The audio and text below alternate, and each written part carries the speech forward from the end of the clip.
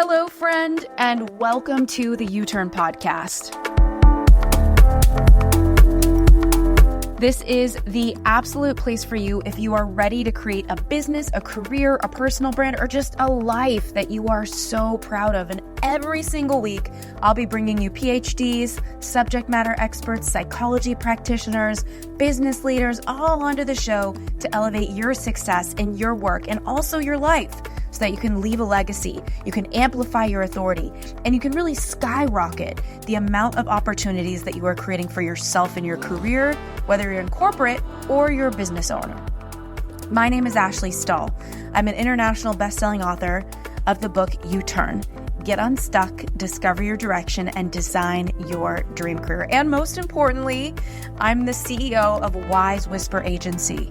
I'm a top 100 TEDx speaker on the internet, and it inspired me to start Wise Whisper because my company now has a completely done-for-you process to get your signature talk written and booked on stage. In fact, we've written more than 100 TEDx talks, and we've placed more than 100 clients on stage as speakers for TEDx events. And now I'm on a mission to help every change maker that I know impact millions and share their story.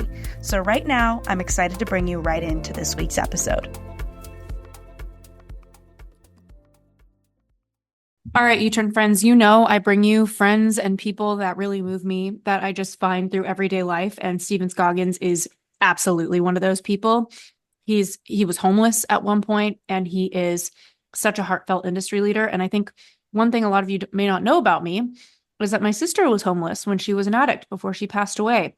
And so I have a very soft spot for someone who has gone through that, and an extra level of inspiration for somebody who's gotten out of that. And I think that Stephen is someone who has a no excuses, play like a champion mindset. He's an 8-figure serial entrepreneur of multiple companies. He's dedicated himself to serving the person that he used to be. And he has a signature interactive experience. It's called Live Event. It's a live event called Transform You Live. He guides other people through their limitations and on their liberation. He's also the author.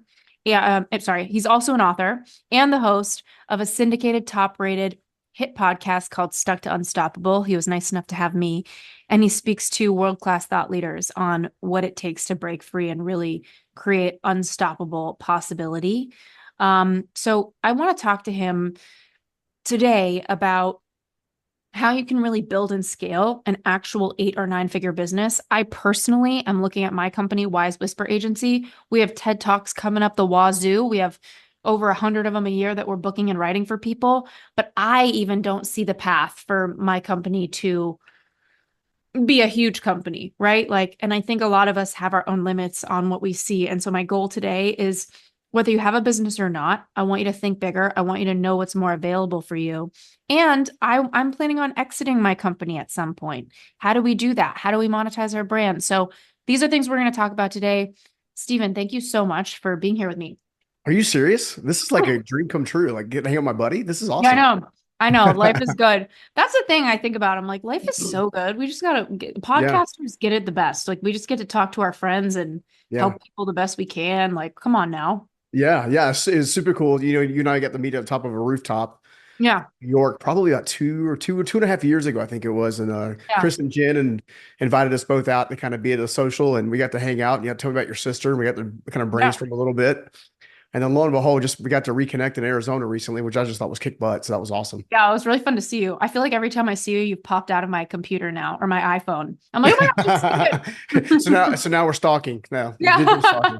Well, just so you know, I haven't done that intentionally, by the way. So I'm going to thank the internet gurus and gods, so to speak. So for that, I think that's the thing, is there's an alchemy in our little circle of who we cross path with. Yeah. How we can help. Okay. I want to take everyone into who Stephen was before he was this 8-figure guy that can make businesses happen.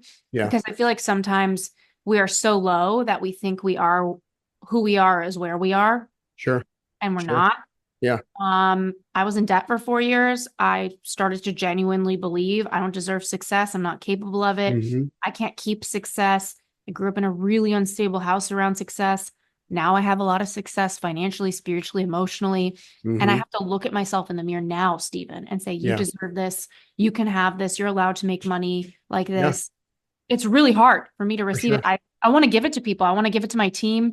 I Mhm. want to like overpay people because I feel guilty that I'm doing so well. Yeah, So it's like absolutely. the amount of leaps in your mindset for you to go from where you are to where you are. So can you just tell us a little bit about that? Well, I think for me, the first step in kind of getting to the next level is actually identifying the top three life lies you're living by. And what I mean by that is I also grew up in a very dysfunctional household. I was actually pretty well raised till about the age of 11 because I was raised by my grandmother. I later discovered I, dealt with abandonment issues because my parents were off, fighting their own battles and whatnot. Fortunately, they've now since recovered and become amazing grandparents and all kinds of stuff now. But at that specific time, my grandmother was my lifeline. At 9 years old, she sits me down and basically asked me to be the man of the house for myself and a little brother. And as a 9 year old who's got a GI Joe in one hand and a transformer in the other hand, you have zero clue what man of the house is or helping around the house is even. And she proceeded to teach me how to like literally pull up a chair over to the stove, boil water, make macaroni and cheese and oatmeal, pretty much anything we could boil or put milk in was kind of my dietary process for myself and my little brother because she physically had to use me as her crutch Wow. because she was diagnosed with she was diagnosed with cancer. This is in the 80s, late 80s. So as you can imagine, chemo was just as damaging as the cancer. Mm-hmm. And about that time, my dad comes back into the picture. About the time my grandmother passes away, I immediately go to live with him.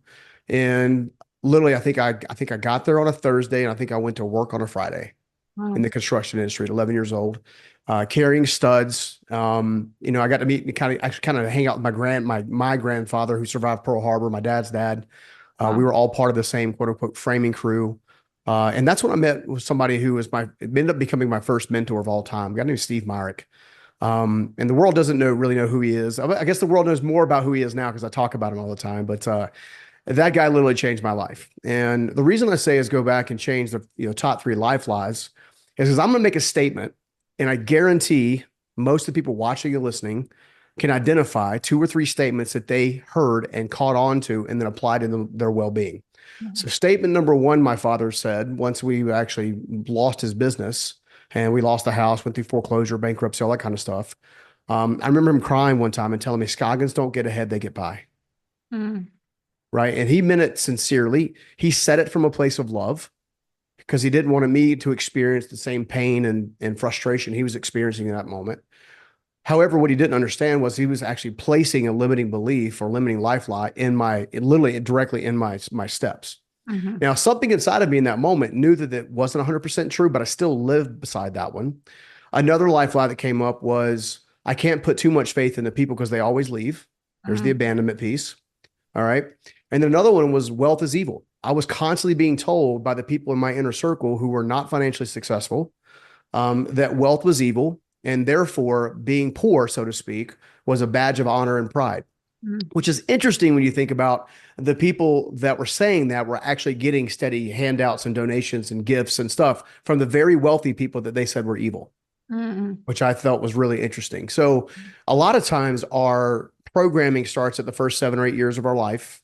A Mm-hmm. lot of times, what we kind of latch onto or catch onto or experience becomes our, what do they call it, nature versus nurture. Yeah. And for me, I had to just go back and dig in and figure out, okay, where is this belief coming from? Now, I would have stayed on that path had it not been for Steve Meyer, who I mentioned before, who at around 16, 17 years old, pulled me down off the framing crew, put me in his Jeep Grand Cherokee, rode me around the community, and began talking about all kinds of things. But two really important questions come out of his mouth. The first one he asked, and my audience has heard me say it a bazillion times because it's pivotal, is what is the difference between a rich man and a poor man? I responded back, well, of course, it's money, duh. He's like, absolutely not. It's the way they think. Now, the next question I think was the most important question because it was the first time I realized I had a choice. And this may be the first time that your audience realizes they have a choice. He said, do you want to learn to think like me or do you want to continue thinking like your father? So he teed it up with the power of thought. And then he set it in stone with realizing that you have a choice in the thoughts that you think at any given moment, at any given day, at any given time. We either react or we respond. we either learn or we have a sense of self-sabotage or guilt or shame or whatever. And those are the types of things that ultimately led me to becoming homeless later on. But Mm. essentially, it's about becoming more self-aware with radical honesty, without judgment, without condemnation, without shame, to understand really where you need to grow. But in order to figure out where you need to grow, you got to understand the life lies to understand where baseline is. So those Mm. are a couple of my quick steps that helped me so much. Mm. Okay, one thing that I was just taking notes as you were talking. One of the things that really stuck out, I don't know why, but I feel like people who work in services at a young age, you're not the first person I met who like worked in construction really young and like Hmm. started really young. Yeah. I'm thinking about becoming a mother, like having kids, and I'm like, I have a lot of thoughts about work, Yeah. like having your kids work. I mean, obviously 11 is kind of like very Yeah. young to be doing construction. But like, I'm curious, like, what did you take away from that that you think might be essential for anybody listening who has kids? Not that they want to employ them at age 11, but that they want to think about for their future, because I'm sensing that you got some sense of grit, work Oh, yeah. ethic really instilled into you. And Yeah. while it might have been misdirected and overextended at a young age, it's been implemented into who Yeah. you are in a way that's really powerful. Yeah, well, first of all, I think it's important to understand. I think this is super important for audiences around the world. There is nothing in your journey that's wasted. Every single step sets you up for the step that you can take, and that's where you get to choose the choice. So if you have a limiting belief, an infrastructure, a bad circle of influence, whatever, at any point in time, you can choose to exit that and choose something greater, which is very uncomfortable, by the way. But I think at the end of the day, I think one of the core things that you're going to see with raising children. So I've had the pleasure of now raising two grandkids now, believe it or not. And then also recently got engaged literally a few days ago. Um, yeah, surprise. And now assisting in raising three more children. And Wow. there's actually two really important things I want to share. First of all, whatever you want your children to become, you need to be that now. So if you want to be a responsible person who has integrity, who's self-accountable, who's diligent, hardworking, who holds the line, creates the standards, sets the expectations, then you need to be following that, Mm, right? Because the old adage where he says, "Do as I say, not as I do," concept as parenting is one of the worst ways you can ever parent. mm, And a lot of us do that because we get in a rush. We're so focused on work and profession and growth, and we're not paying any attention. So the reason I say that is because even now, in every single case where I've had the privilege of playing a role in helping raise a family, I'm always trying to be the kind of man that I want the boys to become, or be the kind of man that I would want my daughter to marry. right. Right. So my work ethic is incredibly strong. Now, I will also tell you that on the flip side of this, that a few years ago, one of my oldest boys, Tyler, came to me. And we had just gone through a massive life transition and whatnot. And he said, "Look, we have dinner with me." He's over at Campbell University at the time, about to graduate. And as we're sitting down at dinner, he says, "Look, you've been a phenomenal husband. You've been a phenomenal dad. Like, I couldn't have asked for anything greater. But if there's one thing you can work on, Mm, there's just one thing you can work on. I'd like you to work on something." I said, "Well, dude, hit me with it." So first of all, the parent has to be self-aware enough to accept where they can improve upon. Okay. mm, A lot of parents shut our kids down really quickly because we always think we know best. And your kids are seeing you from a different lens. mm, So it's always worth hearing them out. And here's what he said. He said, "If you could just work on being more present when you're present." mm. That's That one comment has caused me to change entirely how I view family and how I view building out families, if that makes any sense, or playing my active role. The reason I say it is your children will pick up more of your character qualities and your high value traits if they have a quality relationship with you. mm, Notice the word quality in parentheses. mm, Quality is not quantity. I've had to learn that the hard way, because I used to be at all the football games. I'd be at all the band camps. I'd be at all the parent functions. I'd be at all, I would be there, mm, but I would just be in the room thinking that if I was in the room, that counted as quality time. What I realized is my kids didn't need a bunch of, really nice things. Obviously after building a few businesses to, over nine figures and stuff, like, it's none of that is important to them. What's mm, important to them is, does dad love me? Mm-hmm. right? Does dad see my value? So Mm-hmm. I would say there's a couple different things. I'd say in order for them to catch the best qualities of you, the work ethic, the tenacity, which even if misdirected early on can be refined and produced later on. Mm-hmm. Okay. But if you do that step one first and you're just being the kind of person you want them to become, they're going to catch traits from you rather than what you say. Yeah. They're going to illustrate those traits. So be that thing. Okay. The second thing is with quality times comes quality impressions. Mm. Okay. So if you have quality time with your children, they're 10 times more likely to listen to your advice and your counsel and wisdom, especially if you come through the place of empowerment, lens, and love. Mm. Okay. I highly recommend that parents avoid coming at their children from a place of being overly critical or only looking at flaws. I learned a business principle that I've applied in my entire life from Dave Ramsey a number of years ago. Because I used to be in business, I would be the guy that could find anything that anybody was doing wrong. Like Mm-hmm. I'm really good at finding out what's not working and why we need to fix it. Like super good at it. To the extent of a nine-figure result. Yeah. Exactly. But here's what I learned. You can propel a team and a family quicker if you can focus more on catching someone doing something right than doing something wrong. Yeah. So think about it as an equity bank. All right. So every time I catch somebody doing something right and I give them a high five, congratulate them, think they're awesome. Hey, you rock and roll, man. You kick butt. Right. So when I do need to have that hard conversation about, hey, you know what? Honestly, this is one of those things that we need improvement on like quickly. Like Mm. this is, and we put it in the form of always praise, correction, praise, like just in formulaically, if that makes any sense. Mm-hmm. But all of these types of things play into how you can handle life, business, and family at the same time, which is why I think they're so important. Mm. You want to have a better leader? Great. Quality time with a great leader. How much time are you spending with your leaders? Right? You're discipling them. It's the same as a family. Mm. If you want so going back to the family component, if you want your family to produce greater results and become greater human beings on the planet, they need to see you illustrating what it is. They need to know that you care through the quality time aspects, and you need to have an open dialogue of counsel. Mm. If you do those three things really well, I think you're going to have high value children that do high value work in the world. Mm. Mm. You're bringing up a lot of things that really didn't exist in my family. Like you're bringing up a question of like, what is intimacy? Mm-hmm.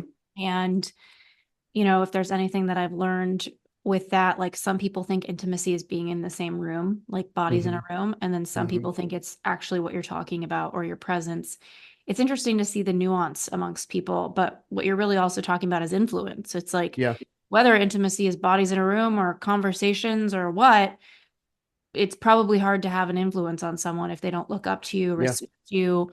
And I think a lot of parents, and I don't know anything, so I'm not a parent other than to my 100-pound German Shepherd, but That counts. I think that a lot of people think influence is like through guilting, passive aggressive comments, coercion, shame, Mm-hmm.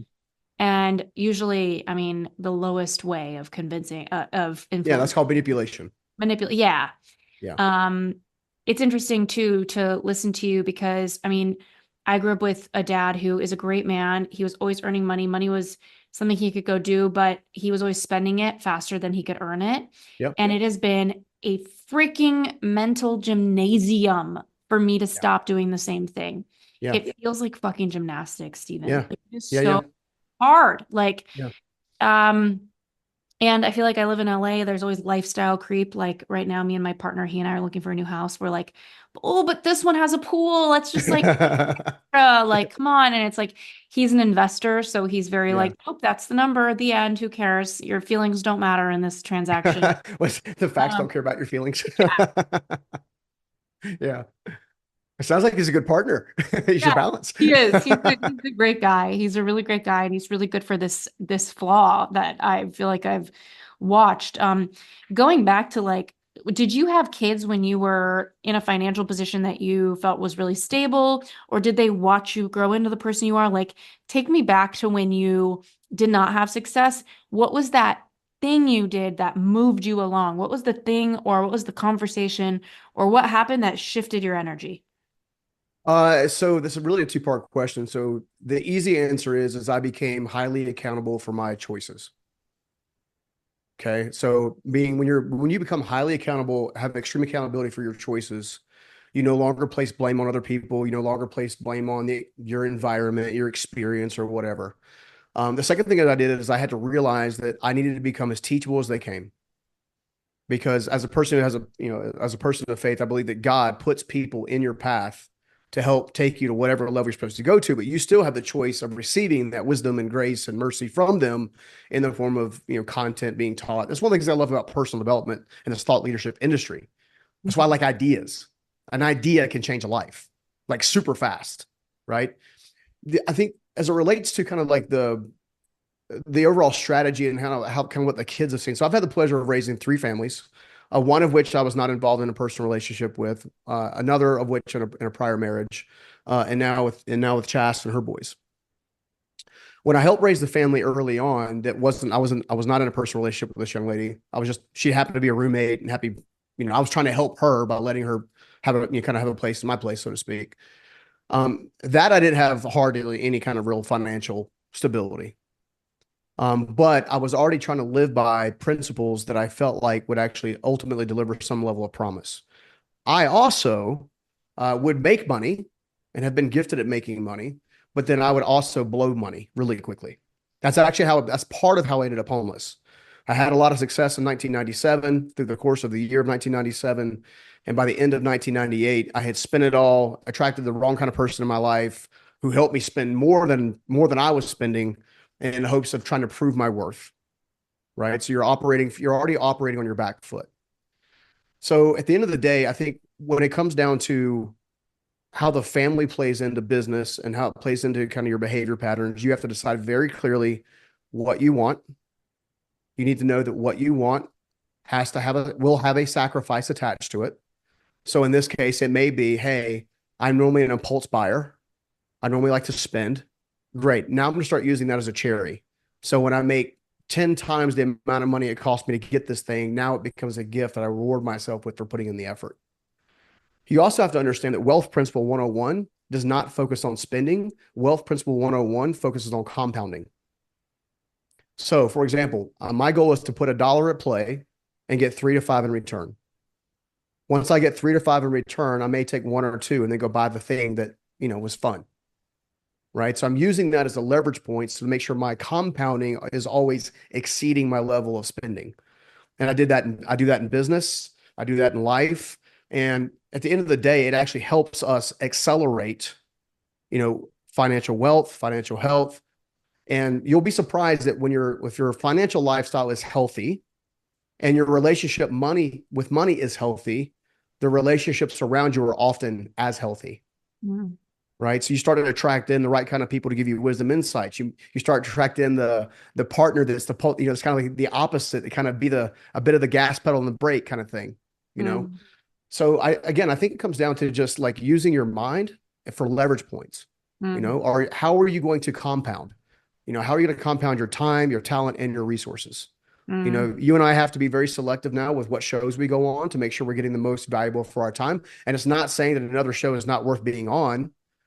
It's just saying that, hey, I have 1 hour or 2 hours or 3 hours a week, and I can commit to being on a show or being on a podcast or whatever, or creating content with someone else, and this person has the largest lift. That's a version of compounding your time, version of compounding your money. Okay, I got $100,000 in. It was a windfall. Maybe you got a great tax rebate or something like that, or 10,000, whatever that number is. Okay, rather than me going and taking that money and spending it, what can I do to put that money to work for me and help me make more of it? How can I turn that 10 into 100 or that 100 into 1,000,000? And then you go buy some toys, right? And we put far too much emphasis on toys and aspirations, and part of success is proving that we're successful. And really, the person you have to prove you're successful to is yourself at the end of the day.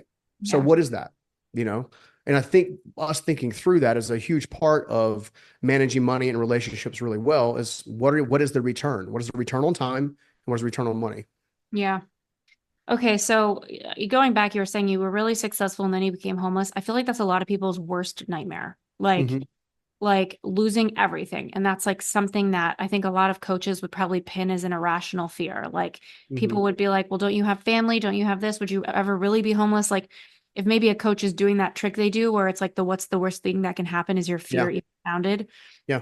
I think a lot of people they would say like being homeless is the worst thing that could happen. And so I Yeah. think it's interesting that you lived through that. What was something that happened? I know you made a decision on a tactical level for you to go from like, I'm on the street to like, I have a roof over my head, I have money coming in. What were Mhm. some things you do to hit the pavement and make a difference from a I think resourceful? so. Step number one is I found someone's problem that they were willing to pay me to solve. And that in that given time, it was construction. Step number two is once I found a problem I could solve, I committed to doing the work. I committed to paying the price. And step number three is I realized it was a long game, not a short game, and it wasn't going to come fast and easy. Yeah. Where a lot of entrepreneurs and business owners go off track is they expect it fast and easy. I have yet to meet a single entrepreneur who doesn't think they should be further along than they already are. Yeah. Period. I don't care who you are and what stage you are. You can be a 10-figure earner and you're still thinking, I'm not far enough along. And that is the desire to impress, Mm, right? If you can remove the desire to impress and which allows you to own things, but things not own you, then essentially what you're doing is you're opening the door for proper development long term. So from homelessness to the larger company, it's a 25-year journey before I exited the big business. I just exited last year. Okay, for example, 25 years. That was and I was after 3 years of trying to exit. And I learned, but see, on the surface, you would think, man, it just took way too long. It took 3.5 years to finally exit this company. You know, you're grateful that you do well in the exit or whatever, but you don't realize the 3 years that you're learning about exiting plays into your pocket when you actually go to exit. I was actually talking to my investment banker that you and I chatted about briefly when in Arizona yesterday, matter of fact. And I mm, was like, I was sharing gratitude. I was like, dude, you taught me so much. I literally could go into most circumstances and situations and have a very confident conversation around money that are businesses I'm looking to buy, businesses mhm. I'm looking to put equity into, businesses that I may want to sell one day. Like I understand the legal, I understand what people want, I understand what the expectations are, I understand what the pitfalls are, I understand the types of tricks and stuff like that that a lot of times your private equity people play with metrics and numbers and earnouts and all this kind of stuff. Yeah. Like you can either be grateful for the journey and just see it as that, right? And learn the lesson and apply it later.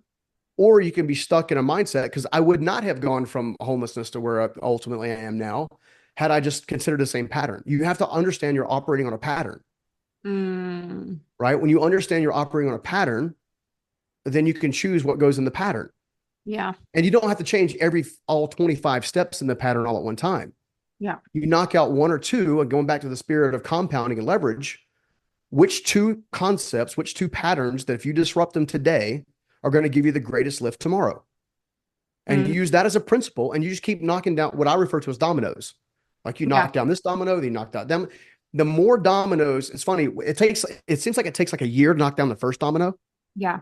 It takes a half year to knock down the second domino and a Yeah. quarter of a year to knock down the third domino. Yeah. I mean, by the time you create enough momentum, you're knocking down dominoes left and right, and opportunities are presenting themselves to you left and right. You also need to be praying. I think be prayerful and mindful and meditate or whatever your practice is on helping to discern what is a wise decision and what is not. Mm, Right. So I've agreed with myself. This is a self standard that I won't spend more than $10,000 without sleeping on it for 2 days.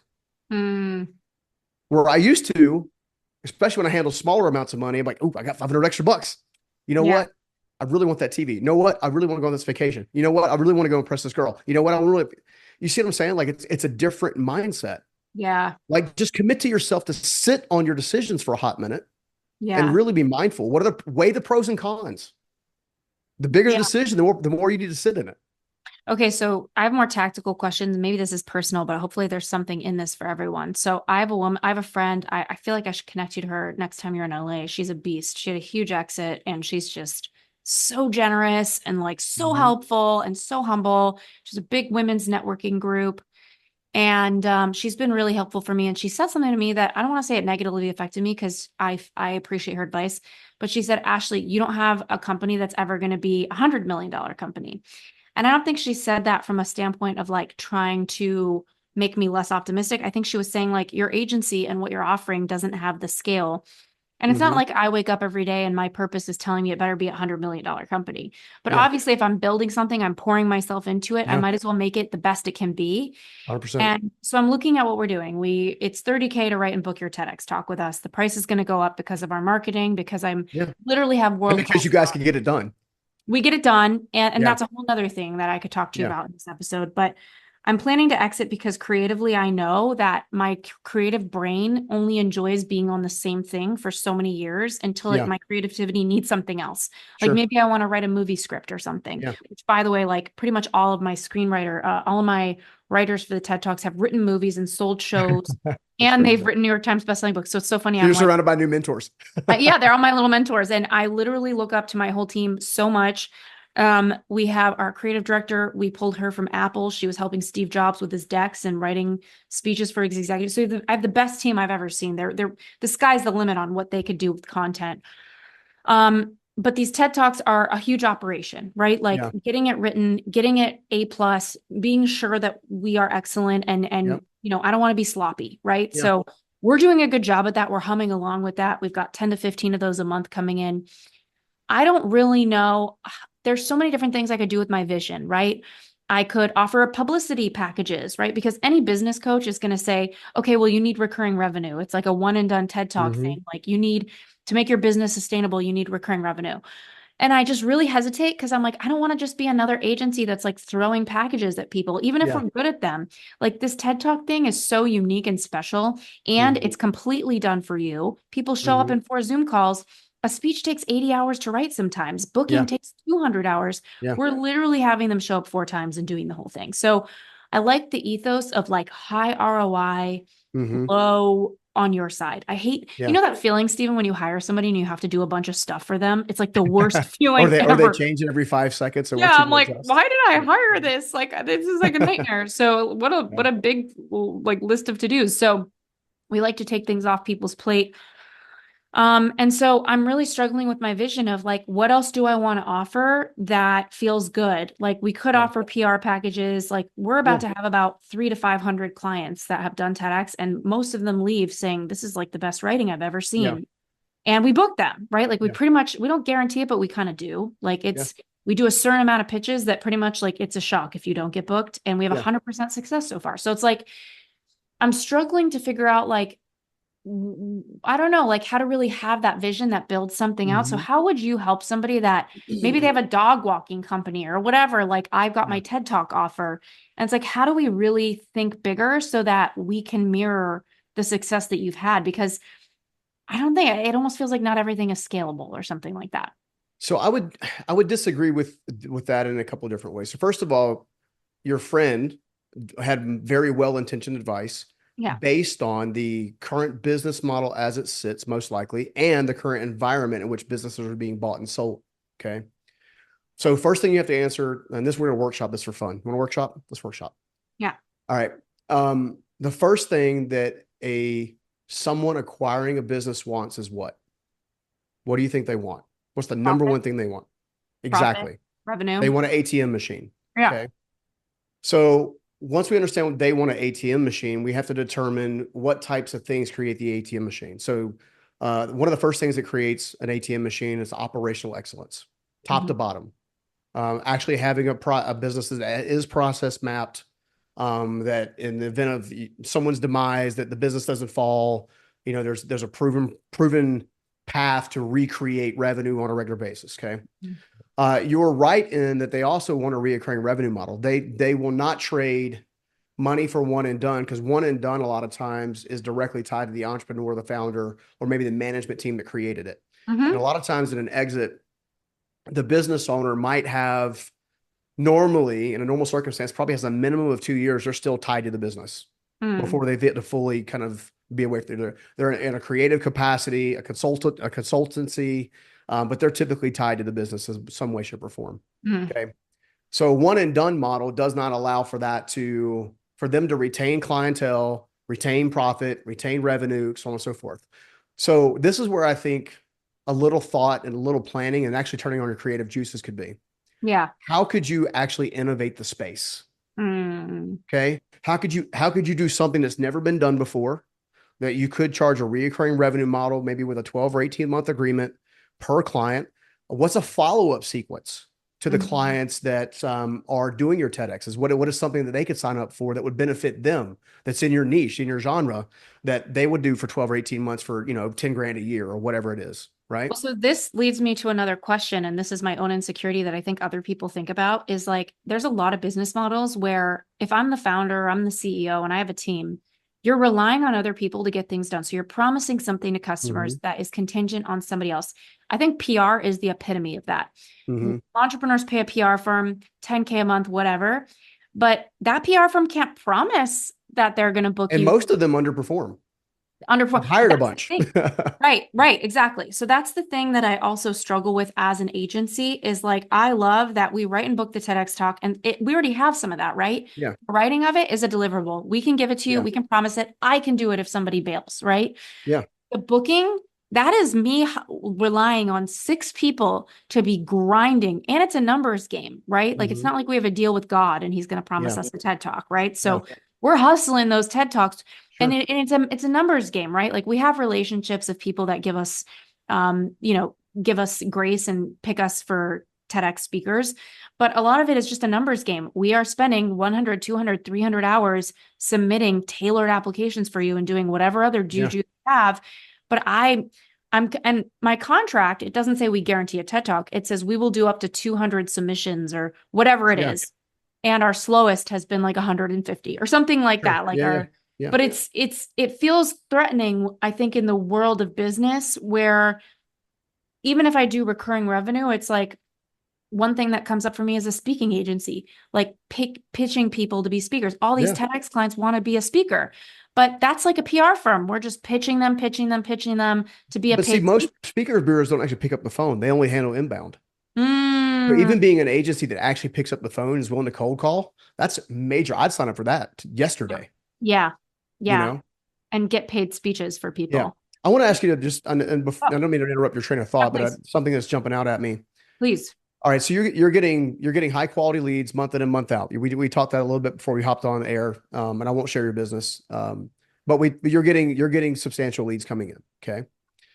Of those leads, a certain percentage of them are moving forward and actually partnering with you guys for them to hire the TED Talk. Okay. There's also a certain portion that's probably not moving forward, most likely because of a price point, because of, $30,000 investment. So it's not an inexpensive investment. It's a worthwhile investment because I know your organization. But at the same time, it's not going to be for everybody right offhand. Right. However, people are coming to you because they know you're the best in the business at getting this done. Okay. So what if Ashley took time to go out and create a resource that is reoccurring in digital of itself that they have access to over the course of a year, along with some masterminding and some other stuff once a month? You could create a bit of a bundle offer that becomes a bit of a downsell at the time of your team selling this other thing.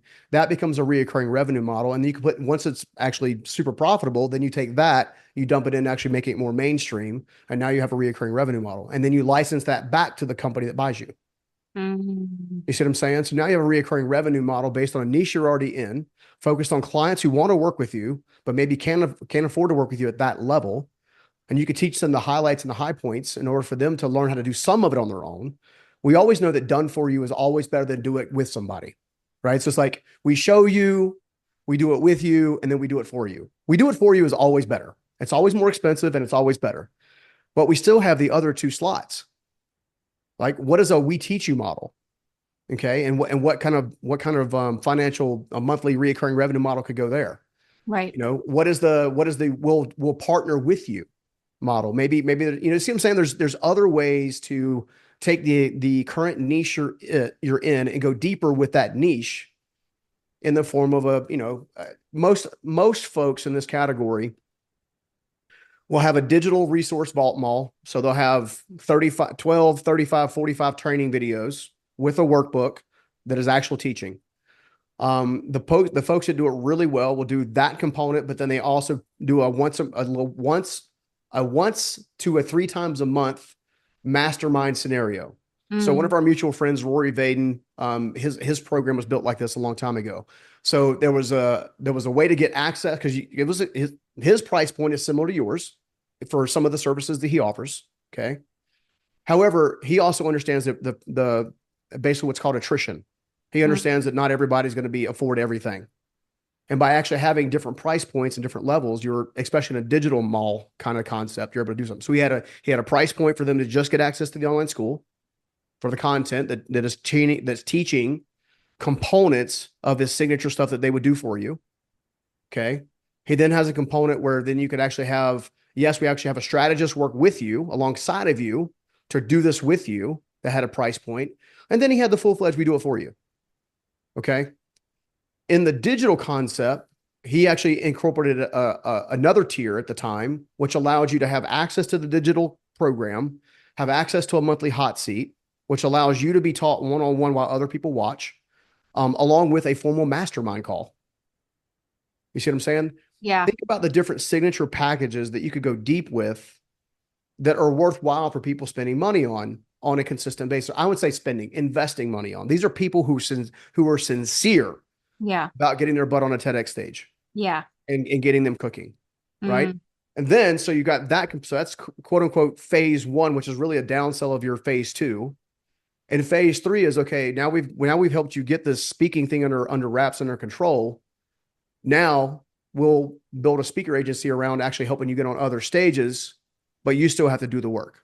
Yeah. And there's typically in a speaking bureaus, and I've talked to a bunch of them, right? So you're sharing anywhere from 10 to 20% of top line. So whatever the speaker fee is, like my speaker fee is 25 grand. So I would give away $2,500 every time someone booked me. Mm-hmm. All right. For an actual event. Okay. On top of that, a lot of times if they bring in endorsement deals or affiliate deals or stuff like that, there's a percentage giving there. I've got a client right now who's getting ready to go after a Guinness Book of World Record attempt. Okay. And we're actively talking to sponsors, right? Well, and typically in the sponsorship world, if I was to go out and have a PR firm, they're going to get a piece of the sponsorship for doing the outreach, right?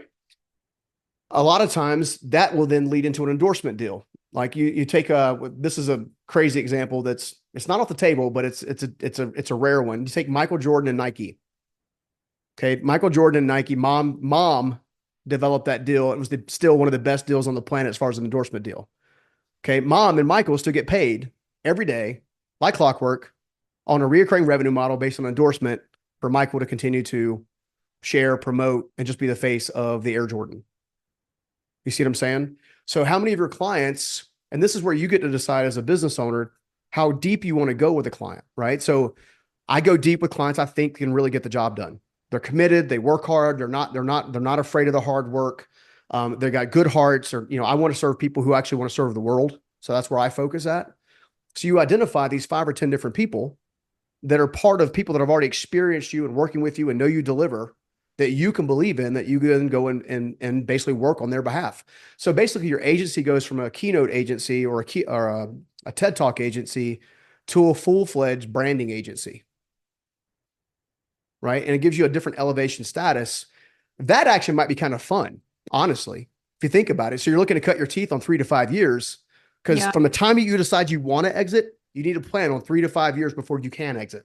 Yeah, exactly. I'm like still working out my vision, but I think like all these little issues are things that probably float around in people's heads of like, how do I really build something big? Do I even want to have something big? Maybe I want a lifestyle business. I'm like, no, I really want to build this agency out. I really want it to be the most elite speech writing that there is in the whole world, but I also need other offers to make this an appealing company for me to get acquired, for me to exit. I've already had a couple PR firms reach out because TEDx is an enigma for them and it's such a beast. And so they're like, hey, we might be interested in acquiring you. And I'm like, give me a couple of years, like I'm still building this baby out. But just your question. Unless they want to give you a 15 multiple. I know. Yeah. We can talk. Yeah. Yeah. I would love that. I would love a crazy multiple. And there's so much I don't know. I just hired a CFO so that we can get my books right and stuff. But what is the one thing, everybody listening, if you wanted to share one message about them really getting out there and thinking bigger in the way that I'm trying to, and they're trying to for themselves, what would be your biggest thing you would want them to consider before we go? The only limitation that you have in front of you is what you put on yourself. Mm. I mean, it's really that plain and simple. If you want something bigger and greater and more inspiring for yourself, The secret is getting out of your own way, right? So I'll give you an example. If you want to build an eight-figure business, all you have to do is go learn what eight-figure business builders do, right? And take the good stuff and trash the rest. Because not all eight-figure owner, 8, 9-figure earners, and even 10-figure earners are great humans. Yeah. Okay. So you want to learn from the best, but also learn from the best that have a value alignment with yourself. Mm. Right. And understand it's a long game and not a short game. So you can't get frustrated if the money doesn't happen really fast, or you don't have to like climb some stairs or a mountain to kind of get there. I don't know anybody that went from $0 to 8, 9, and 10 figures without putting a lot of sweat equity in. Yeah. Amen. So much of the return is based on you doing the work today and you actually getting paid 3 to 5 years from now. Yeah, that's how I feel. Sometimes I'm like, am I an overnight success? Because all my things started working and a lot of clients started coming in. And I'm like, well, I gave my first TED Talk in 2013 and I worked my ass off on that thing. And then that proved to me a little bit. Then I give my second one and I really died over that one. Like that was like 49% misery, 51% amazing, Yeah. Best thing I ever did / worst thing I ever did, right? Like it was just so much commitment on my side and I bled for that thing. And then it's like I started writing all these TEDx talks for another few years. And then I met this booker and she booked with 100% success. And then we put it together. Then I got the team. Then I got the ads. It's like, well, this has been in the making for 15 years, but it feels like the past 10 months, it's become this rocket business. Let me share one more thing with you if it's okay before we go. I think this is important because I think this will help you. Yeah, please. In this particular segment. So you understand there's 5 phases in building a business. Okay. There's the startup phase. There's the testing phase, there's the investing phase, the scaling phase, and then the operate and or sell phase. Okay. So you started the business on building out your own TED Talks and then getting your booker and stuff like that. You should begin testing the mechanism as far as like, hey, we now got clients coming in. We got proven track record for success. Okay. Your next step is actually going from testing to investing. Okay. You're going to invest your time, your talent, and your resources on building your operational machine, building a reoccurring offer that goes alongside of your 2 margin makers. Okay. And then you're going to focus on operational excellence. Then you're ready to really scale it. And once you have 3 years of scale under your business, now you can start having the dialogues and the discussions to actually sell or operate the business. And you may change your mind. When I started my first company, I never intended to sell it. That was not my intent.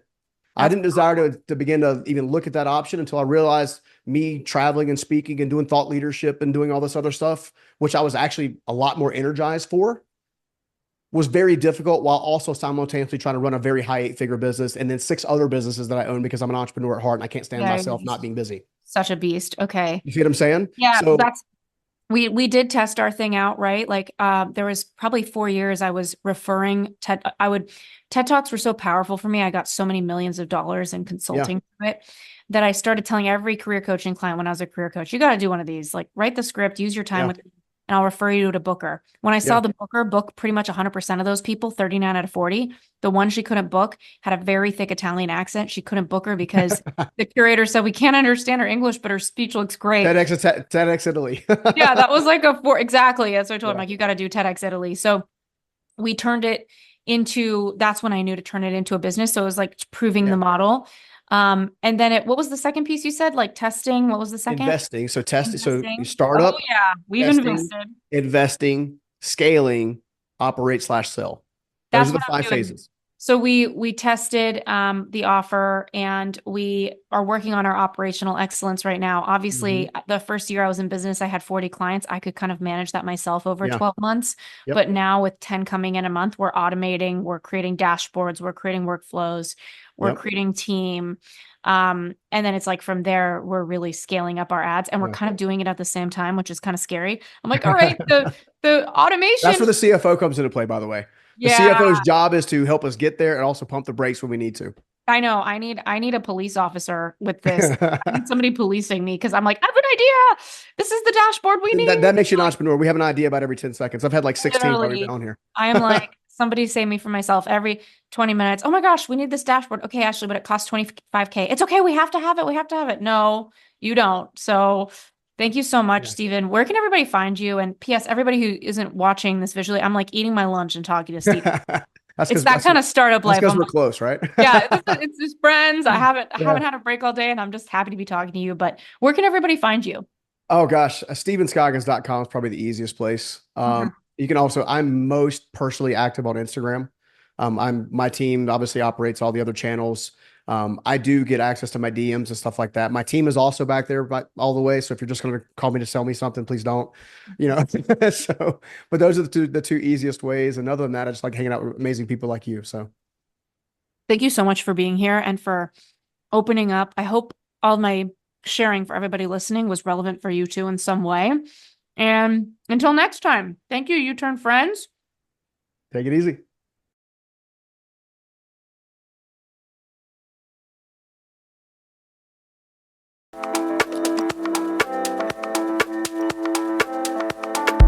Thanks for tuning in to the U-Turn podcast. I hope you learned so much in this episode and you're putting it into action today. We would love to hear from you. Slide into my DMs at Ashley Stahl or leave a written review if you're inspired. It would mean so much to us.